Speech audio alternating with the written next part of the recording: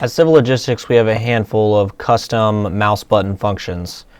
We have control middle button, which will start a line, which you can draw, and will also snap to the endpoint of a nearby line if your cursor is hovering a nearby line when you run the command. So I'll hover near this line, run control middle mouse, and it'll snap to this corner point, and then I can begin drawing lines.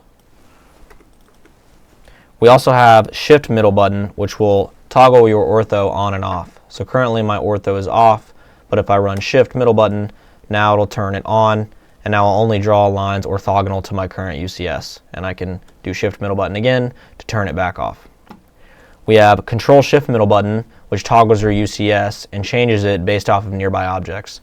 If I'd like to change my UCS based off of this line, using this line as reference, I can simply hover over the line, hold control shift and click middle mouse, and it'll change my UCS based off of this line. I can hover my mouse out in an open space and hit control shift middle mouse, and it'll change it back to a UCS world. We also have middle button plus D, which we use frequently to measure distances between objects, particularly perpendicular objects, when wireframing sites.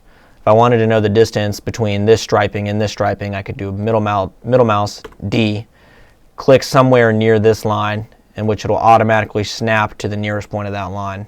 And then I could just click on another line and it'll automatically measure perpendicular and give me the distance down here in my command window.